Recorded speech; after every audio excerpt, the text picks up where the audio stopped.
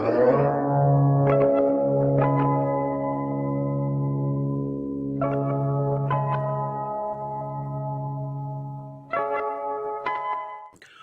up, you guys? Sean Ross Sapp. Welcome to Fightful. It's May 10th, 2023. We are here for your AEW Dynamite review.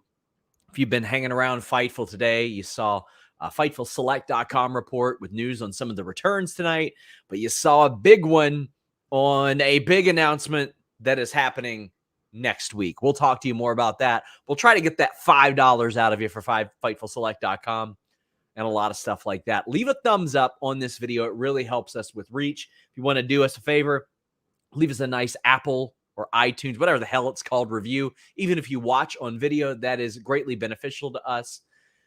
You can donate super chats or humper chats to get your question or statement read on the air. Maybe there's a talking point that you want addressed or something you want to have a little bit more time spent on. You can do that at youtube.com/Fightful. You can also do that at humperchats.com. We've got Alex Pawlowski here. He hosts the NXT review here on Fightful. He also hosts the Sour Graps SmackDown and Raw review, as well as pay-per-view reviews over there. So it's more than just wrestling news you're getting for $5. Alex, how you doing? Pretty good after that show. It's good. It's good. I watched most of it from a car dealership, and it was fantastic. Do I say Mazel Tov on a new addition to the family, or you do? Yes. Fantastic. Good for you. Good for you. Yes. I'm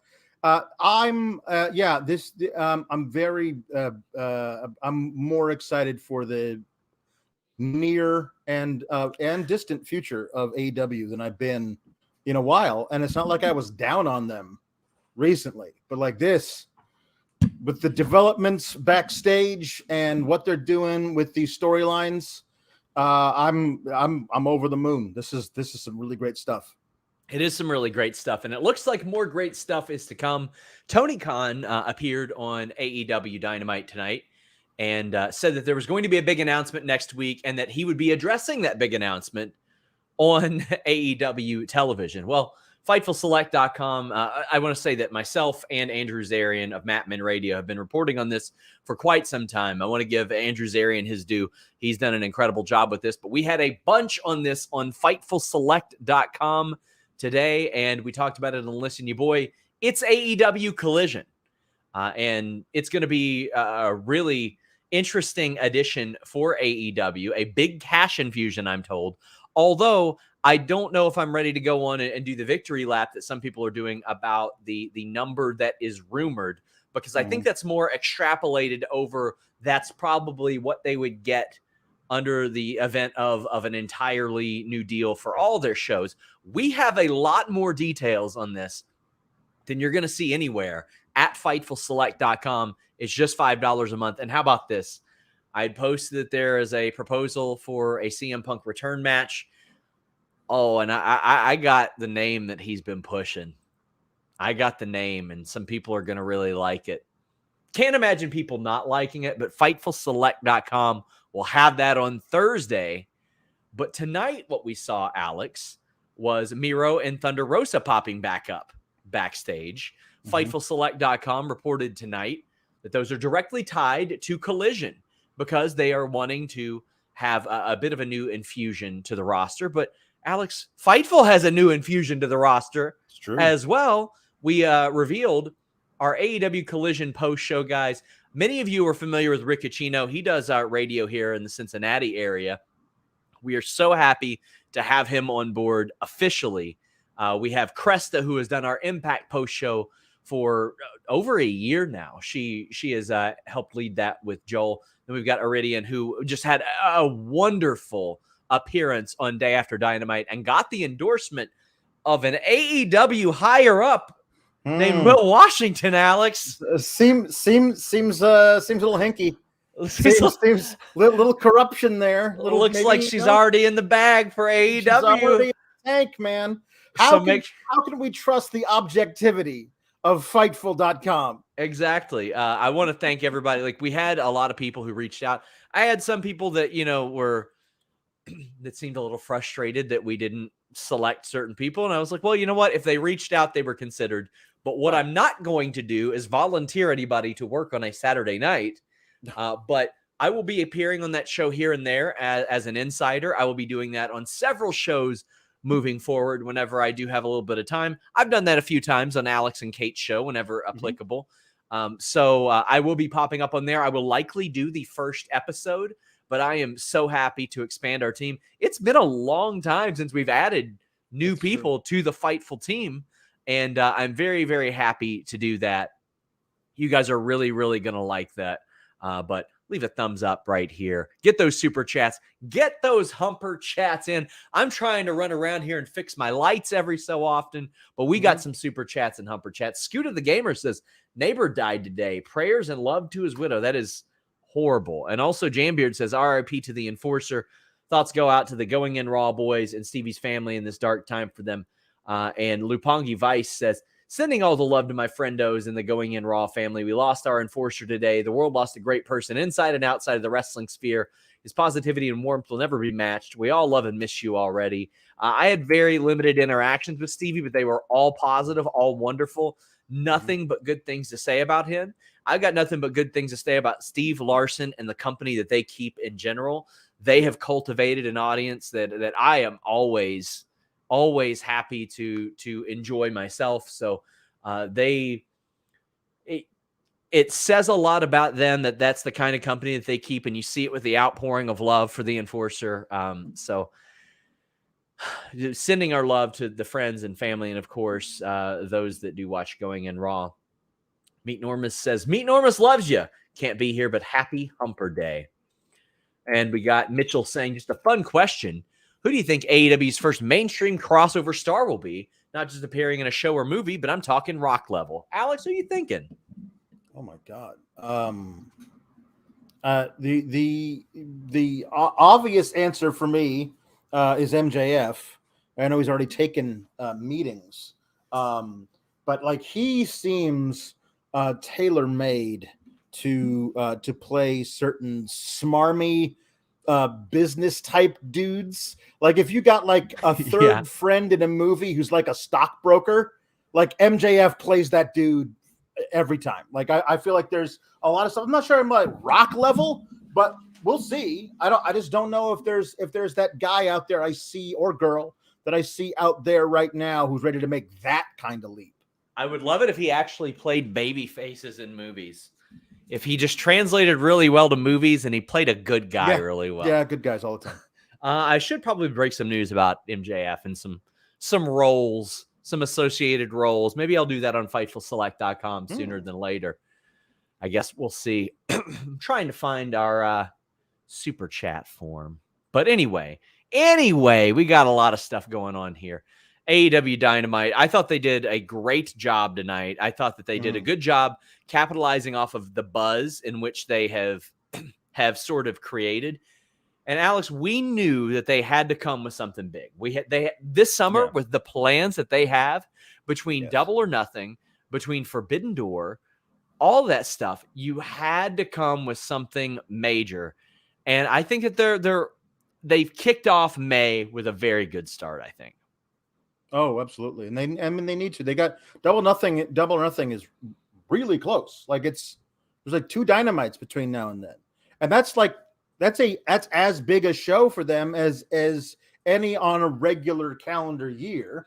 All In obviously changes the game entirely, but like it's all out and it's Double or Nothing.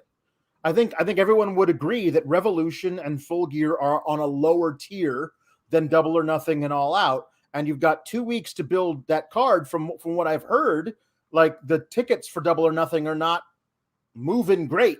So you got a couple of weeks to put together, and I know they will do this, to put together a card that is going to get people really excited for Double or Nothing. And I think it's going to be a really good show. So Josh says, since you didn't answer me on Listen You Boy, I'll ask again. Do you think they should move Double or Nothing out of Las Vegas since tickets are moving slowly? So tickets, as of 3 days ago, they had sold 6,800 tickets. They had 3,000 available. There are 3 weeks left for this, so there's time to move tickets. But and to me, the answer is absolutely yes, they should move it out of Las Vegas, and they should move it the hell out of a holiday weekend. I don't know why they still do this. It is expensive. It is busy. I had a great time at Double or Nothing the first year, but Las Vegas in May on the holiday was absolutely miserable to navigate. It was so busy. Hotel rooms were so expensive. Flights were so expensive. Go somewhere else. Vegas has had their fill. They don't need it. Why is everybody going to Vegas now? All these teams. What? Get the hell out of there. No, they like gambling. I mean, I don't know. Maybe 1 year try it in Atlantic City. Like, I mean, like, you know, I like the gambling motif of Double or Nothing being in Vegas. Hey, try Aberdeen, Ohio. They've got one of those little backroom gambling situations there. Go to Lawrenceburg, Indiana, where the casino boat used to be. Just don't make me go to Vegas again. They're building a Hard Rock casino hotel in Rockford, Illinois. Do one there. As long as it ain't Vegas. Christian Hernandez very wrongly posts Justin Fields is greater than Joe Burrow. At what? Throwing picks? Great conversation there. Ricardo says Will's fingerprints all over the show. Nice. Well, I don't know about that. Hopefully I can find out. He ain't gonna tell me. He's not allowed. He's not allowed to. Contractually barred from telling you. But he's been at work a week. So yeah. Coy says best episode of TV wrestling of any show this year, of any company this year. Thank you, Will Washington. That is all. I am happy to give him credit no matter what. Yeah, sure. If he gets the blame for stuff, he's all got to take all the credit. Jambeard says 2 weeks on the job, and Will brings back Sheeta, Miro, Rosa, and causes Dawn to finally split from Omega. What a run for the man so far with 2 W's. It's so funny that Will was a big part of us bringing an award show to Fightful, because I just wanted to do it. Like, I looked at it and I said, other people do it. Why the hell can't we do it and do it just as well and get talent involved? And now, you know, Will, if AEW wins Best Booker, you better believe he's going to politic to accept that award on Tony's behalf. Yeah. Vicky says, hi, Sean. Rosa getting a title shot since she had to vacate. Locker room unhappy, perhaps? Inquiring minds want to know. I'll be finding out a little bit more about this. I know that she did at least make some apology backstage. I just don't know. I don't necessarily know how it was received, because I don't know that there was a lot of interaction after that. Yeah. I will say, like, I'm going to go ahead and say a good 40% of this first season of AEW All Access is just about how much everybody hates Thunder Rosa. So It was an interesting thing. Like, if that's what you watch, people are like, uh-oh, I hope nobody's mad that she's back is what you know, people might feel. Yeah. And yeah, I've got a lot of personal respect for Thunder Rosa for how she came up, the work that she put in. First off, immigrating to the United States in the period of time that she did, which was, you know, very, very tumultuous for a lot of people with her background. And I understand why sometimes she would have her guard up, especially when you had the type of match that she had against Ivelisse and things broke down in the manner that it did. But you have to adjust things after that. You can't just ride on that assumption.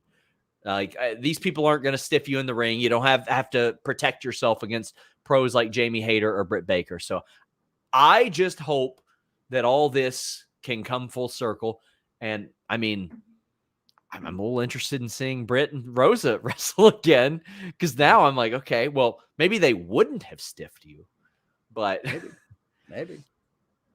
Aaron says, no, Alex, not Rockford. Rockford is butt. Listen. Oh, Rockford is definitely butt. I just know that they're building a Hard Rock casino there. So that's why I brought it up. Jamebeard says, come to West Coast Canada. A city like Vancouver is starved for a big wrestling show. The promotion, new shows. They love wrestling out here. Man, it seemed like Vancouver was like 20 years ahead of itself, right? Like, yeah, it did. Like, they had the Grizzlies before, and now Vancouver would be ahead of Kentucky for an expansion team. 20 years ago, It looked like Kentucky would get an NBA team. Right. But like, now you got Hollywood, Canada up there, and it's a destination now. Yeah. Random question: has AEW reached out to Tama Tonga at all, or just WWE with interest so far? Well, I haven't heard WWE having interest in recent months because of that hiring freeze. I don't know if AEW has reached out, but Rocky Romero works there. He works at both places. So, I mean, I'm sure it puts him in a bit of an unusual position, so to speak. But I think that also he's probably going to be one of those guys that's going to be like, I'm going to wait and see how this works out. I'm still getting paid by New Japan. Yeah. Alexander Fitzgerald says, assuming Miro, Rosa, and possibly Andrade could be on Collision, what would you like to see on Collision that would benefit getting more airtime? Who, rather? Keith Lee and Swerves are guys that I can think of. So I think and hope that we are about to see a lot of stuff change with AEW, Alex. And that being that we've got a big show being announced next week. And Josh says, why didn't TK just announce it tonight? I hate announcing the announcement. Hey, buddy, he can't. Yeah. Contractually, he can't. Yes. But I think we're going to see a situation where we're not going to be saying, hey, why didn't Keith Lee and Swerve have that match months ago? I think we're going to start to see more of these matches on Collision, on Dynamite. Rampage, to the best of my understanding, it was always supposed to be like Sunday Night Heat for Tony Khan. But however, when you debut CM Punk there, you send mixed messages, right? You do. So I think that we're going to see more of these matches happen when they should happen, as opposed to months and months and months after they should have happened. Right. I think that there's just so much more time to get stuff done with an extra 2-hour show that you treat as important as Dynamite.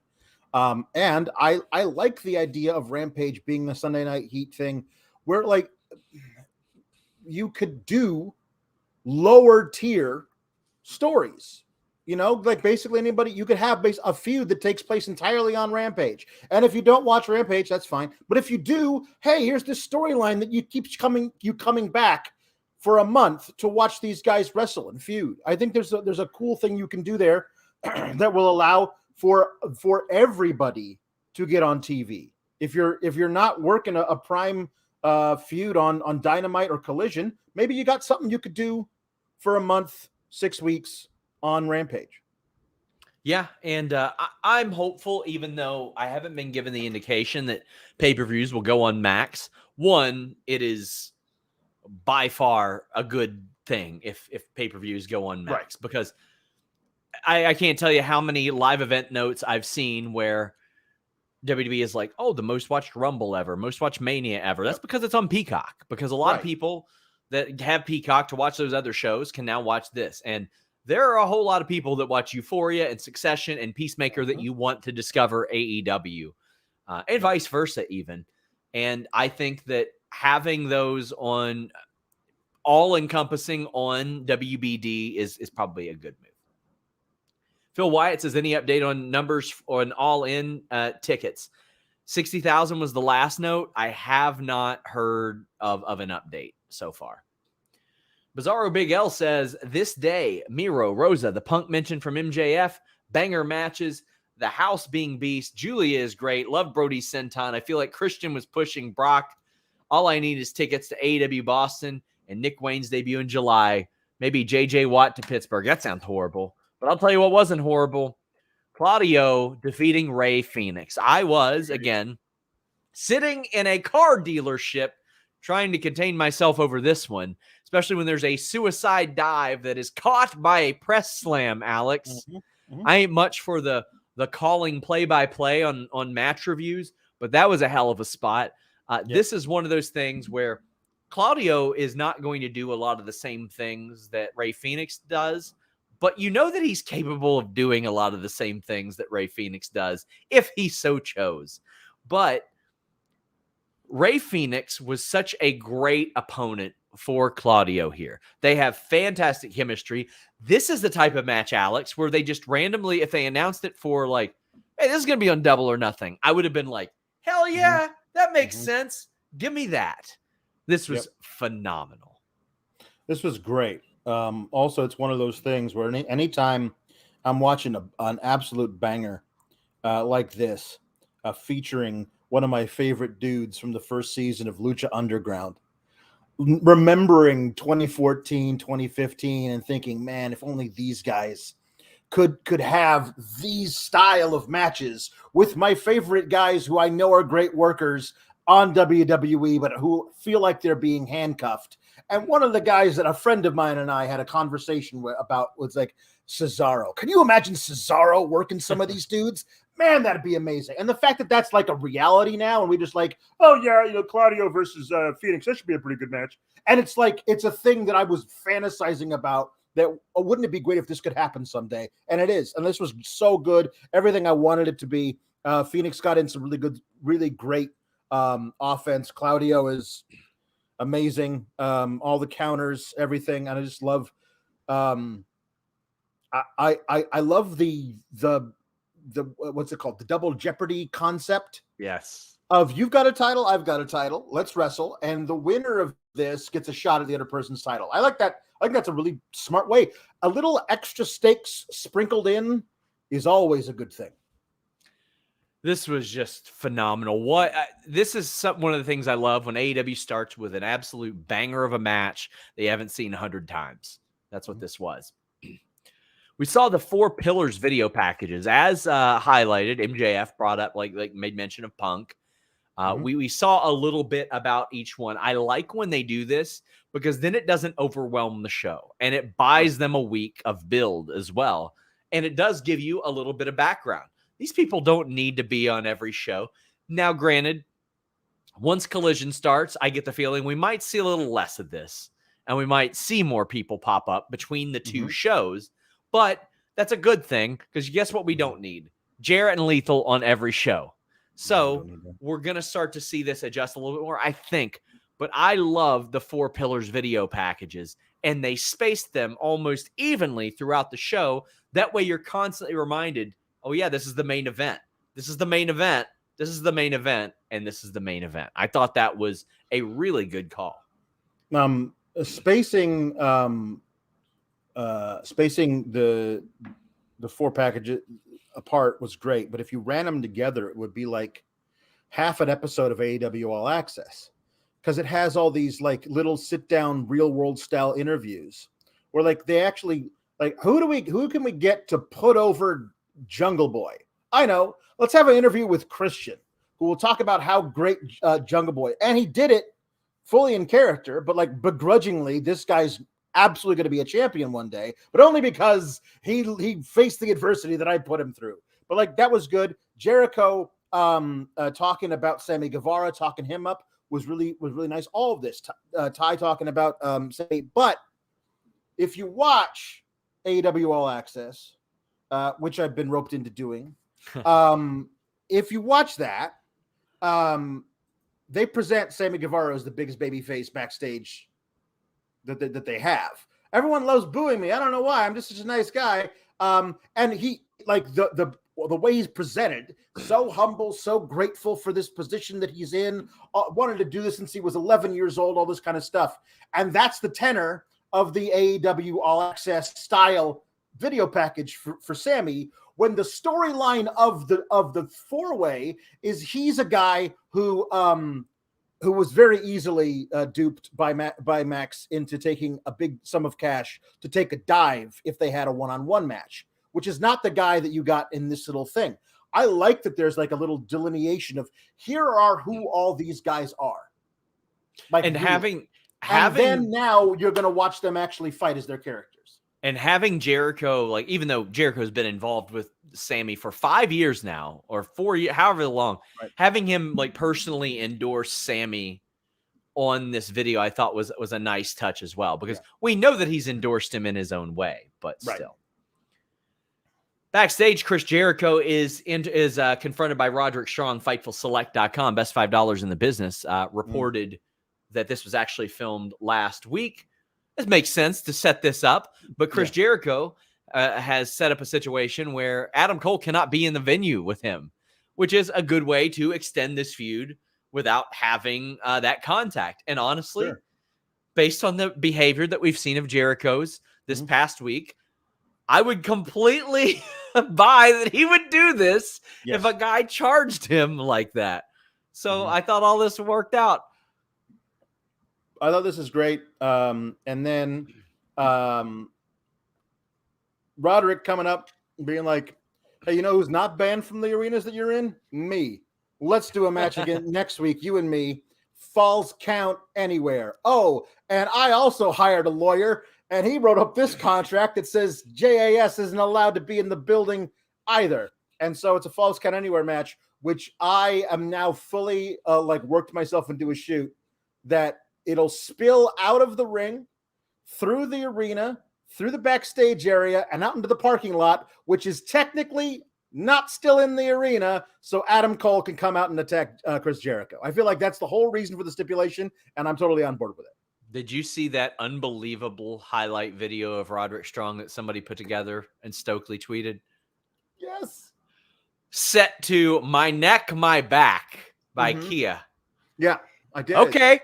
I did. No, because Stokely tweeted it out with the caption, "You will never guess what the soundtrack is to this video." I clicked on it, and he was right. I did not guess it.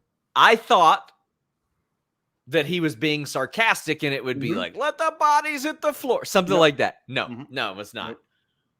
No, man. Doctor says my favorite part, besides the cage match, was wrestle return for audience with TK bit. Kind of wish they had a few more people turn up. I love that these people went into Tony Khan's office, and Tony Khan is so just vaguely a character on this show. He is not imposing on this show. He just shows up and says, got some announcements, and they say Tony Khan made this match, and that's it. I like that. We got Mark saying, Sean, serious question. Says, with Collision launching and all the talk about new TV deals and possible pay-per-view moves to streaming like Max, do you have any idea what that might mean for Fight internationally? It's the only way I can watch AEW, and there is no Max. That would just be domestically here in the States or wherever they came to agreements with. That doesn't affect other deals in that sense. Wyatt says, what do you think about Double or Nothing in Atlanta going forward? Big ex-WCW crowd here they could pull from. Also, Atlanta being a big travel hub. Sure, anywhere but Vegas. Yeah. Seattle, do it there. Salt Lake City, do it there. Just anywhere but Vegas at this point. I would love for them to hit some new markets. I don't give a damn. I mean, where Sheboygan? Let's go. I'm ready for it. Hell yeah. Jan Beard says, Christian did it in a way to put himself over by saying he was the one to see the full potential in Jungle Boy when no one else did. Yes, that was very cool. And we did have a Christian promo tonight where he's like, your dad's not famous, so I don't give a damn about him. I'm not even going to waste my breath. But Arn Anderson is your new father figure. But meanwhile, he's barely a father figure to his own kid, who is on this roster right now. Although nobody who watches this show would even know that he was on the roster. Also true. Oh, I loved this. He talked about, by the way, he leads the league in turtlenecks worn. Incredible stat. Fantastic. Alex says Christian and his turtlenecks always draw heat. They do.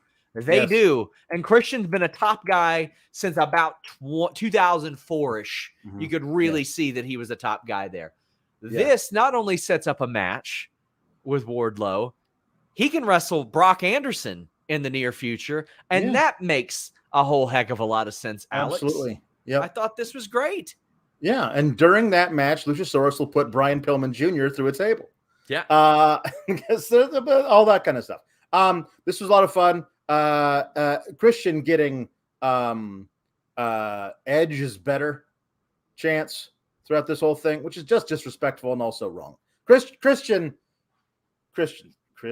Like last year on your own. Like it was yes. Like, I thought this was a lot of fun. Super heat magnet. No pumped in booze for this guy. The people in Detroit are not fans of one Christian Cage. I thought this was amazing. This was so much fun. I mean, Christian he's got that heat going. G Bro says, RIP Christian Cage, 1973 to that promo. Oh, I loved it. We have the Outcast challenging Baker, Sheeta, and Hayter. Well, this makes sense. Why wouldn't they? Yeah. Let's do this match. It's just a common sense thing.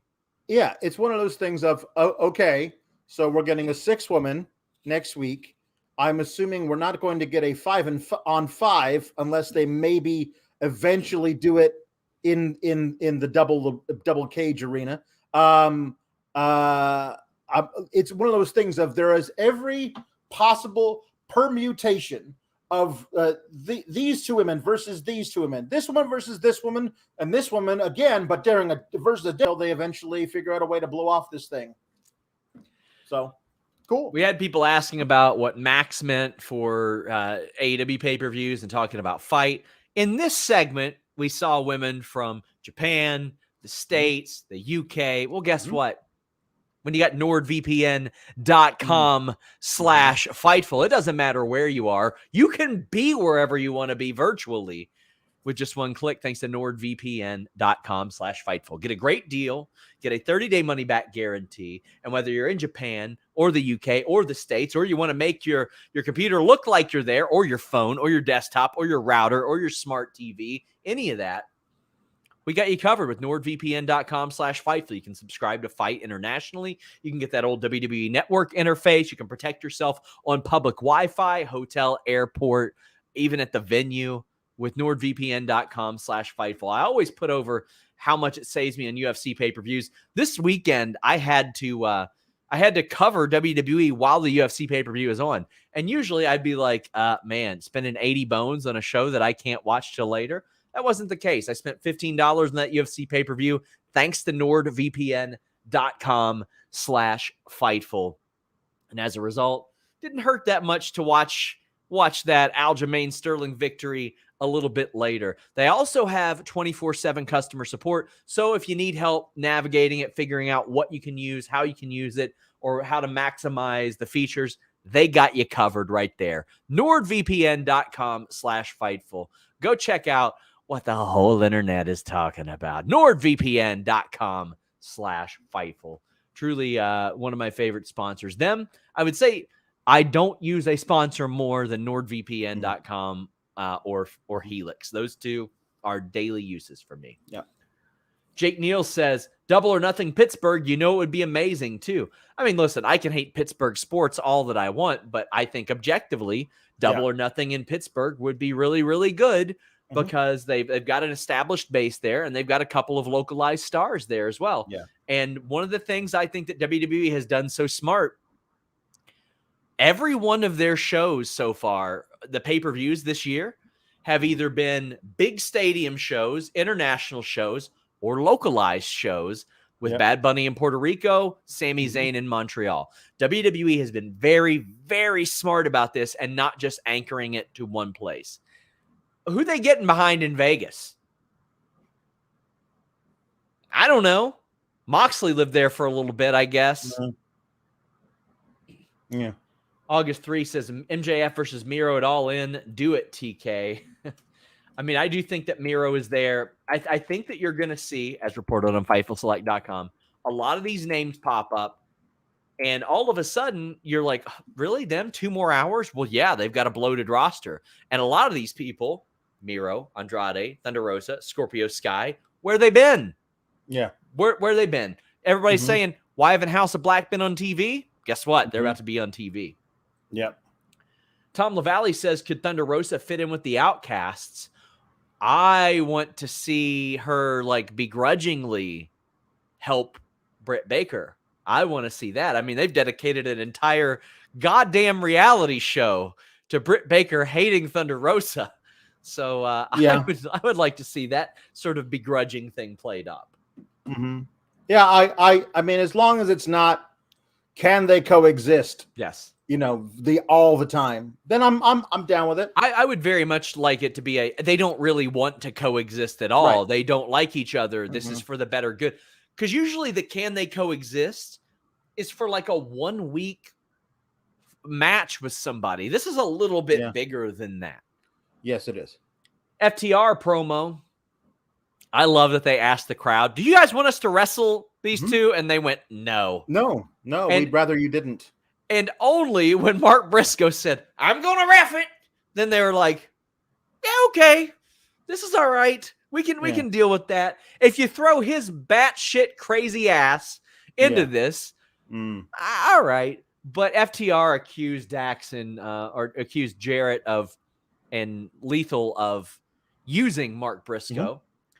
Some of I think it's White Lightning gets spit into Dax's eye. And who among us hasn't accidentally pile driven a friend when blinded by alcohol, Alex? Yeah. No, I mean, like, honestly, let he who has not accidentally pile driven a friend with alcohol having been spit in his eye cast the first stone, because I don't think there's any of us who that hasn't happened to. I don't like any of this. It just feels like they immediately manufactured, oh, well, Mark Briscoe doesn't like Dax Harwood now. Like, okay, fine. He can watch the show. When they asked the crowd, do you think we should accept the challenge? And the crowd immediately goes, no, we don't want to see you wrestle them. Yes. We would like very much to see you wrestle somebody else at the pay-per-view. I think at that point you go, okay, well, let's call it a night, guys. Because the crowd just said no. The crowd said, no, we don't want to see it. So at that point, just move on. We just move on. I think that would be the best course of action. The thing that I did like is that Mark Briscoe is reffing this match, because that will change a lot of things, and it'll be a lot of fun. He will inject a lot of great stuff into that whole thing. It'll be much. Can't believe WWE did not try to sign the Briscoes. They are sports entertainment personified. Oh my god! Jake Sauerzar says, there's never too much Jeff Jarrett. No such thing. Yeah. Alex Fitzgerald says, with the addition of Collision, do you see AEW adding a couple more pay-per-views? So last year they added Forbidden Door. They went from the 4 pay-per-view method to 5, and this year they've added All In. Now, granted, All In and All Out are right next to each other. I believe there was a super chat about that as well, by the way, Luis, if you missed it. Maybe I'm wrong, but I think that there was about whether or not All In or All Out is still scheduled for Chicago. It is, to the best of my knowledge, but I think they should have 6 or 8. If they're on Max, they should probably have closer to 10 or 12. And guess what I would do? Get rid of Battle of the Belts. Nobody cares about Battle of the Belts. Get rid of it. Not with the way it's being presented. Certainly not. Like, it just doesn't. It feels like that nobody is happy with it. Like, Tony Khan's not happy with it. They're not. There's not like they're pulling in great numbers for TNT or TBS. So it's just, I like the idea of rankings and win-loss records, because the other company was giving people title shots off of like 3 straight losses. And I just wanted some sort of, like, come on. Like, can we just get some people off of wins? They stopped doing that under the Triple H era for a while. Now you got Natalya popping up and hasn't won a singles match on Raw or SmackDown in like a year or two. But that was one of the benefits of it. And AEW instead moved away from the rankings and all that stuff. Rampage is going to continue. Rampage is going to be that B show. Dark and Elevation are gone. You got ROH for that now. You can do all that on ROH, and everybody's going to be just fine with it. I think that you need to get rid of Battle of the Belts, streamline this. You're going to have more pay-per-views. You're going to have a better show on the weekends.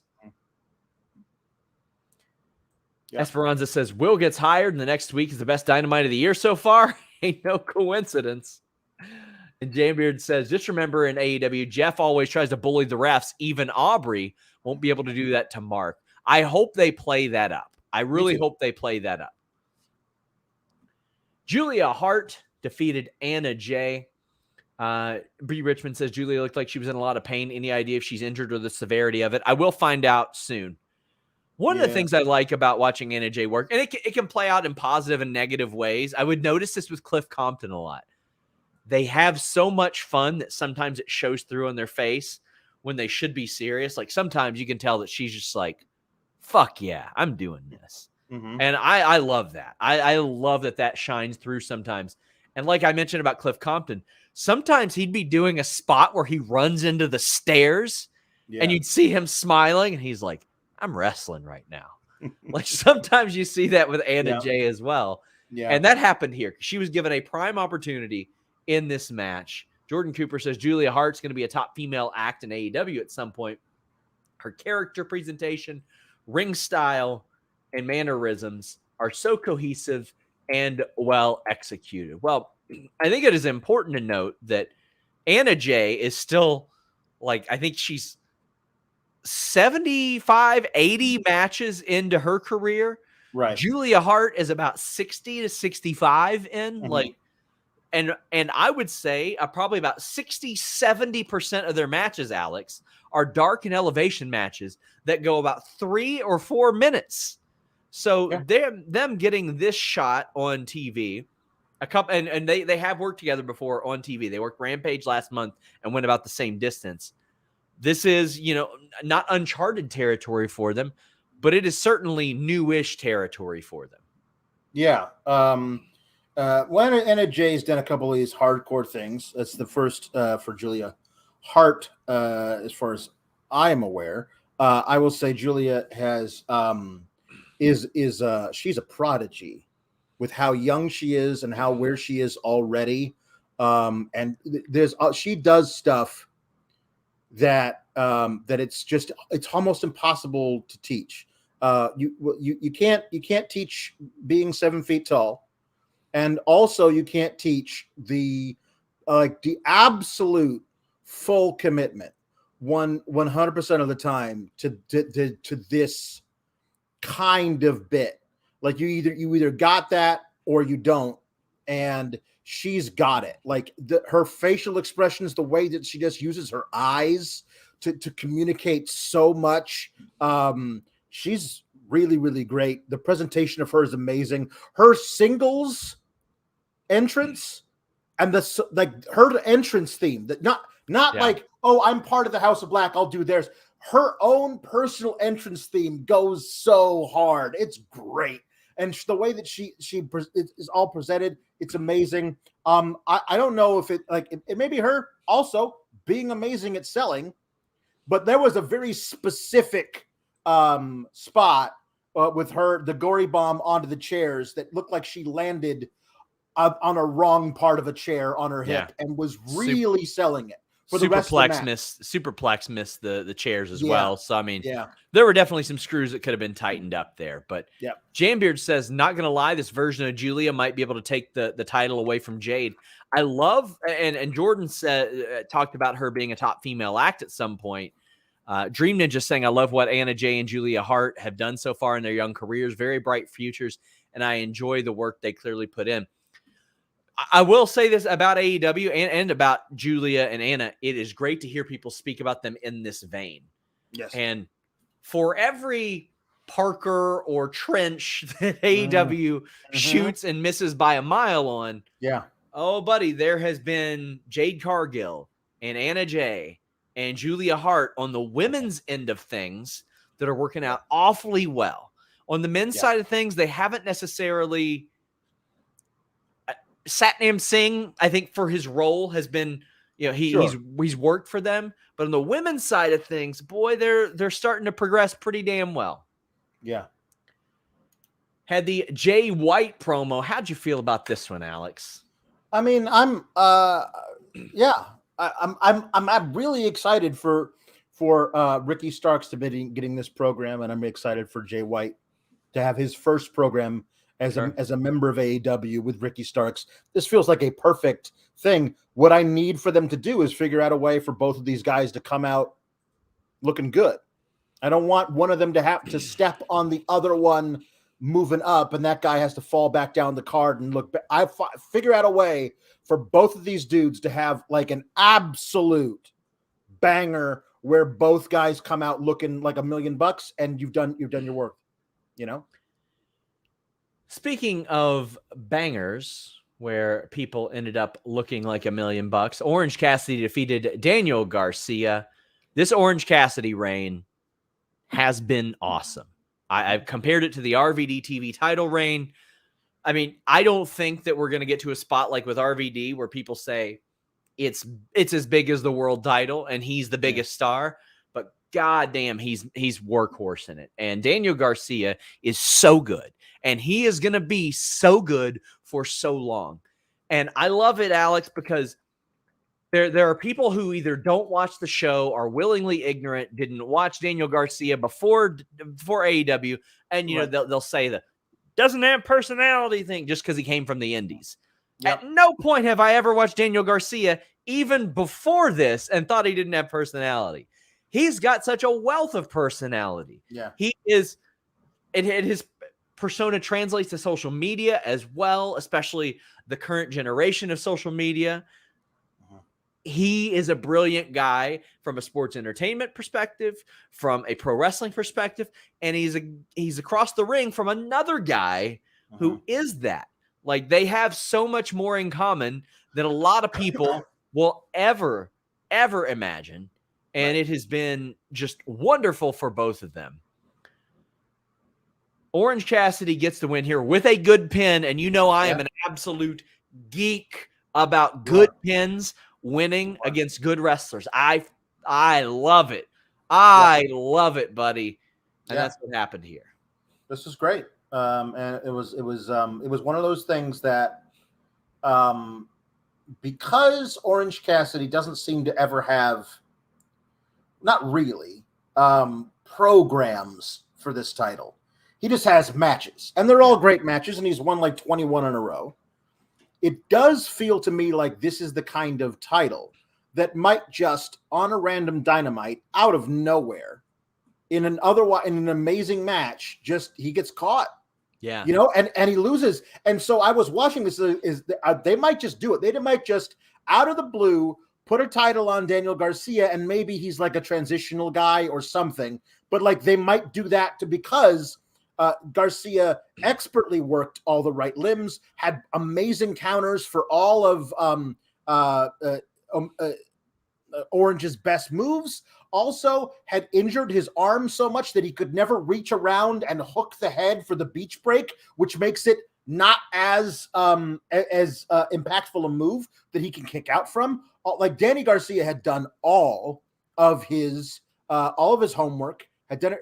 And what it took was a horribly gassed, injured Orange Cassidy to somehow dig down deep and get one last pinning combination. And I think if Daniel Garcia had kicked out of that, there's no way Orange had anything left.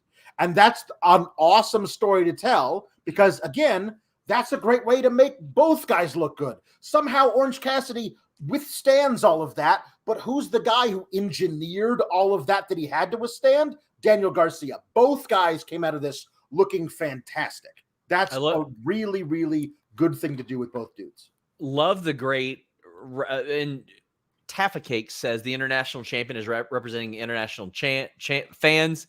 It is late and we are tired. I love that. I love that. But I mean, like, he defended this title last month at Collision against Gabriel Kidd. He's defended it against Bandido and Drolistico. He defended it against Buddy Matthews, Bandido, like all kinds of people from all over the globe. And I think that's great. Arduit says the show humped. Holy moly. I named specific matches, but it was all of them, especially OC Garcia. Don Callis is a piece of carny. You know what? We got Kyle Fletcher of Aussie Open attacking Orange Cassidy. I think we had Vicky in the chat asking a little bit more about Kyle Fletcher. He's one half of one of the best tag teams in the world, Aussie Open, and he's coming for the title. I say, hell yeah. Let's let him show the same type of thing that Dax got to show last year in this situation. He ain't winning this title, but he's a hell of a good wrestler. And I can't believe that they're still out there and available. I'm working on a story for them on Fightful Select, but man, just incredible. Yeah, I like the way they handled this, and I love just Orange Cassidy being the new John Moxley in that this guy needs a vacation. Like, just this whole thing of like so many matches. He is the 100% the workhorse right now, and I love at the end of the little thing with Renee. He's just, I'm so tired, Renee. Like he's just like, that was a really long match, and I'm just very tired. I want to go to bed. Like it's great. I love that now. Oh crap! Like the way that it works is that if you're feuding with somebody, you usually only have that guy and maybe their three stooges to worry about. If you're just like facing anybody who shows up and knocks you out backstage, then head on a swivel, OC. Head on a swivel, because that could come from anywhere. I think this is really cool for him. Albert says, whatever happened to Abaddon? Is she still signed? She is still signed, to the best of my knowledge. Oscar says, do you think AEW is gaining momentum? Once again, I can't help but to feel excited about what's to come. Feels like post All Out 2021. Well, this week it certainly felt like pro wrestling is gaining momentum, because that Backlash show was just a ball to watch. But AEW selling the amount of tickets that they're selling. They're about to announce another major show. Who the hell knows what the viewership's going to be like at prime time on a Saturday night? Like, I don't know. I don't know, man. People are good. There's going to be people that say that AEW is going to take over the world in a few days. Then when the viewership drops, they're going to be like, LOL. Like, come on. Ultimately, they're about to get paid a lot of money. Yeah. A lot of money. I think that they are gaining momentum. And I'll say this again. Especially All In, All Out week.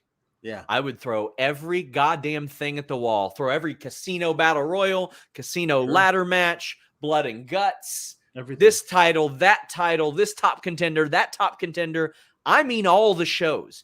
You show the wrestling world that All In, Dynamite, even Rampage, Collision, and All Out that week is something that you cannot miss. And you tell everybody on your roster, listen, if you're on Dynamite, if you're on Rampage, if you're on Collision this week, you are a part of something bigger right now, because that's the week they got to show people that they got to be put on notice. Yeah. We got Trios Championship, House of Black, Bandido, Trent, and Chucky. This is a fun match. The lights are brought down, though, Alex. Yeah. It's the spooky tradition in pro wrestling. Turn those lights off. I like that this is just like, this is they all, and during the entire match they had the House of Black spooky Tron going as well. Like that was, I gotta love a spooky Tron. I also thought it was fun to have it be best amigos in the first match and have none of them know that they were supposed to pick a rule to enforce. Like none of them figured this out in the week prior. And if it, Chucky's like, well, hey, that spooky chick who was just out there, she gives me the heebie-jeebies. She's banned from ringside. No witches allowed at ringside. I love it. And that was their rule they came up with. Eventually, I hope, that will not be treated like a joke by everybody that faces them, and there'll be really interesting rules adopted by the challengers. But I love that Bandido got to the ropes, and the ref was like, nah, that's not, there's no rope breaks in this match. And Bandido was like, somebody needs to tell me things in Spanish more often. Like, he was very concerned about this. He did not know.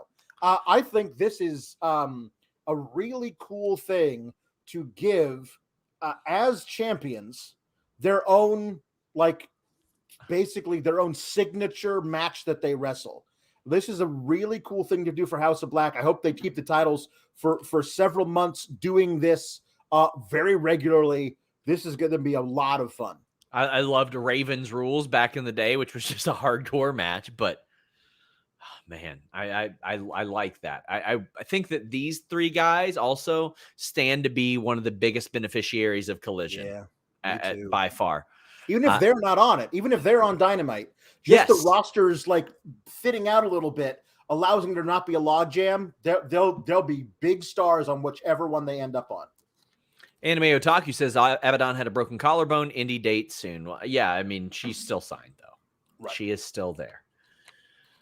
Oh man, you know what? I would simply make the special rule be you can't defeat us. Yeah, that's good. Yeah. I think that would let me rest easy at night. But I'll tell you what lets me rest even easier, Alex. Oh, what's that? HelixSleep.com/Fightful. A few years ago, I was getting terrible sleep on a slab of memory foam.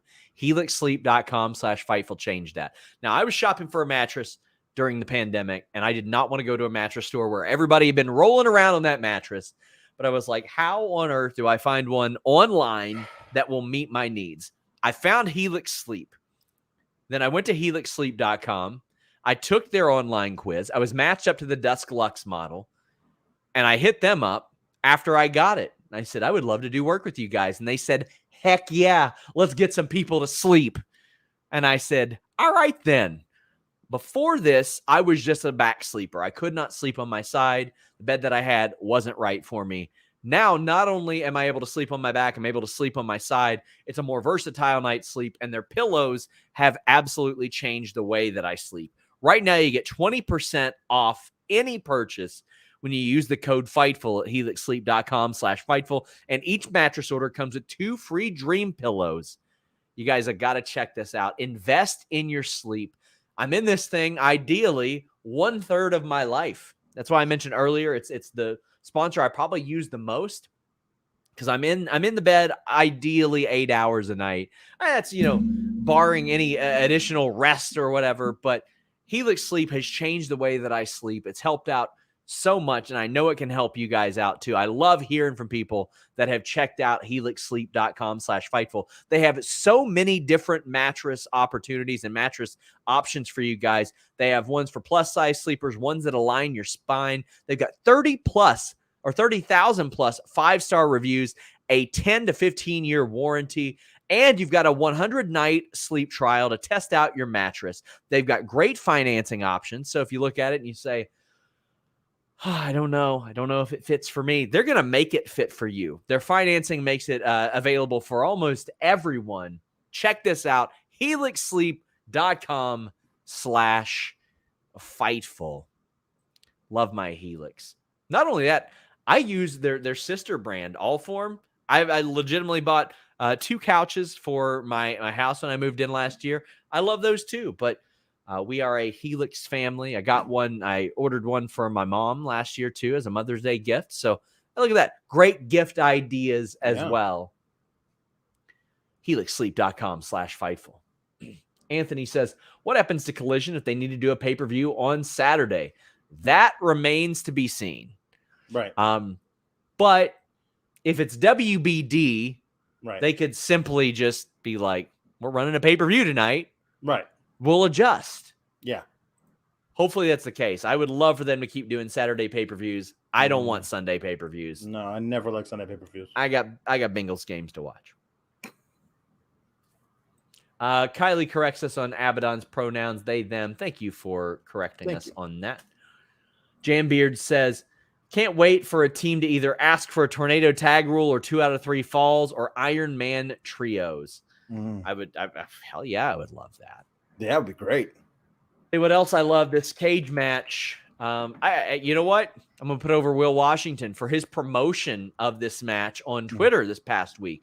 He was reminding people about the history of these two guys. And I thought he did just a fantastic job in doing that, because one of the things that set the tone for Dynamite in that first episode was the DDT through the glass table in an environment that we didn't usually see in wrestling. Right. It looked different. It felt different. We don't see people going through glass tables a lot. No. And that's what we saw here. And then we got this steel cage match to reinvigorate an old feud that had already sort of been reinvigorated, but in a team method. And this is them saying, you know what? We went to the well with this and it worked out really good. And these are the 2 top singles guys maybe in our company's history.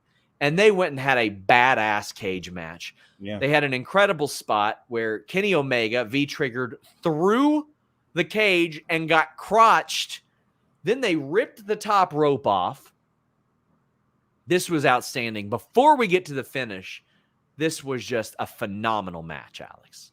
The V-trigger, it was beautifully set up. Also, it's one of those things of like, I routinely am watching several minutes behind every time I do one of these things. So during the picture-in-picture commercials, sometimes I have no choice but to just fast forward until the commercial break is over, and then push play. And so we go to a picture-in-picture commercial. I'm fast forwarding, hit play, and they immediately come back from the commercial with the turnbuckle having been taken off the top, and the turnbuckle hook inside Kenny Omega's mouth. And this escalated quickly. This was not a thing that was happening before we went to commercial break. So them taking that down allowed for that spot, which was great, but it was necessary for that side of the ropes to not be there so that you could do the V trigger through the chain link to the outside so that the finish could happen with somebody coming through that opening. But I loved how they figured out, okay, we need this to happen for the finish of the match. So this person has to get inside. How does that person get inside? Oh, let's do a spot where we have Kenny Omega V-trigger him through the side of the cage. But how do we do that? Let's have John Moxley take the top turnbuckle off and use it as a weapon during the match. I love that they're thinking that way while putting their match together. I think that's so smart. But I'd be lying if I didn't think that Kenny Omega had torn everything in his right leg when he did that spot, because the way that how fast he gets moving when he does one of those things, the momentum his body was going at, and then just gets stopped by like the groin muscle and all the tendons in his knee are stuck between the chain link fence and the wrestling ring. I'm still shocked that he was able to stand up and walk around for the rest of that match, put him on his shoulders and hit the one-winged angel. That was a scary spot, but I'm very happy it seemed to be okay. Irene says, if Dynamite is BCC versus the Elite show, do you move MJF to Collision as the main antagonist to Punk, who are the number 2 heel and face on Collision? Fightful Select reported it doesn't look like it's going to be a hard brand split or anything like that. Like it's, from what I understand, it's supposed to resemble more like Raw and SmackDown were like 99, 2000, 2001 type of thing, where SmackDown was an absolute blast of a show to watch. You would see Edge and Christian against Undertaker and Kane for the tag team titles, or The Rock versus Triple H for the world title. I don't think it's necessarily as hard and fast as that brand split. Maybe I'm wrong, but that's not what I've heard so far. Jambeard says Mox winning the cage match puts Mox versus Omega at 2-2, including the lights out match. This is going to be a 7-year best of 7 series. It's a good idea to do that too, assuming that Omega resigns. Gaming from Canada says the show was great tonight. Loved the violence with Mox. Omega was concerned that Kenny injured his leg though with the V trigger through the cage. You ain't alone, my friend, but that didn't stop that carny fuck. Don Callis. That piece of trash. Listen, Kenny should have just watched ECW on TNN. Yeah. Like, I just watched it, and you knew this was coming. We knew it was coming. Don Callis feigns helping Kenny Omega, then stabs him in the head with a screwdriver.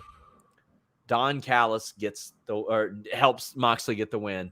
Jake says, why would you do this, Will? Why, Don? This was all Will Washington's doing. Boo this man. And Dixon said, with that main event swerve for the first time in 2 weeks, I can say, F you, Will Washington. This smells like your booking.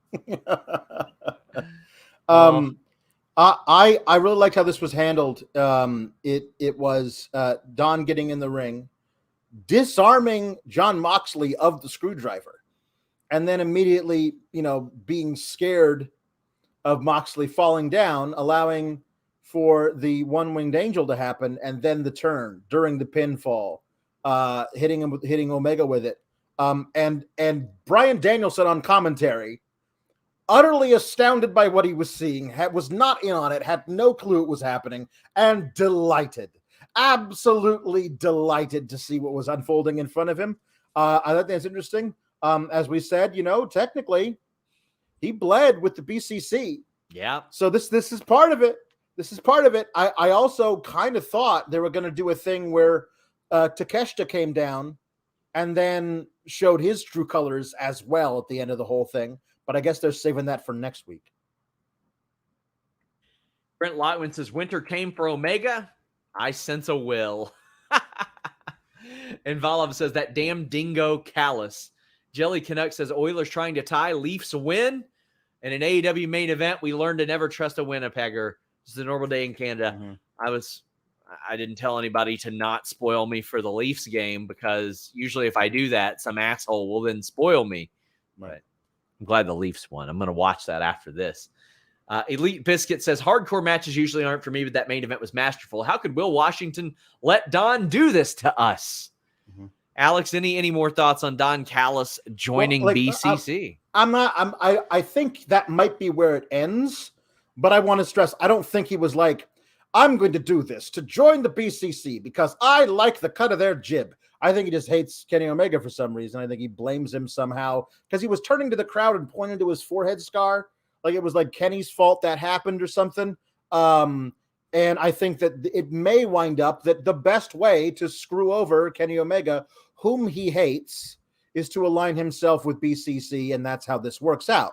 But I don't think it was like one of those things of like, I will show my loyalty to the BCC by doing this. I think there's a difference there. Guys, I want to encourage you guys, subscribe to FightfulSelect.com. We got my Q&A coming this week. The list goes on today. In addition to wrestling news, we've got Sour Graps at least twice a week. You got the Weekender with Steven Jensen. So if a lot of you say, oh, why don't you cover this, this, or this? Steven Jensen does. If you say, hey, I want more Japanese wrestling coverage, Scott Edwards has you covered over there with Select Style Podcast. We have the list goes on post-show every single week. I've got my Q&A every single week. We've got Coexisting with Rob and Maggie After Dark every single week. So you're getting at least 7 shows. Oh, yeah, the Backstage Report podcast. I recap the entire last week of scoops over there as well. So we've usually got about 8-9 podcasts a week over on FightfulSelect.com. About 40 a month. So that's all for $5 a month. The most affordable exclusive wrestling service you got. And that's the most direct way to support us. Jambeard says, can't wait for the Leafs to lose the next game so all of Canada can laugh at the Maple Leafs, the biggest chokers in sports. Thank you very much for this super chat that translates to about 12 cents American. Thank you so much for that. It means so much. Please leave a thumbs up on this video, by the way, guys. Figure 4 Nurse Lock says, is it me or did Don whisper into Kenny's ear, this doesn't mean anything? I need to go back and watch that. I don't know. I was trying to read lips, but I'm not really good at reading lips. I still gotta, I gotta rewatch that. I was on a time crunch there. We've got Mr. Acosta saying, gotta say, felt like maybe they were doing too much in that main event. Maybe it's me being older now. Still good, but felt like a bit much at times. To me, you want to get something like this.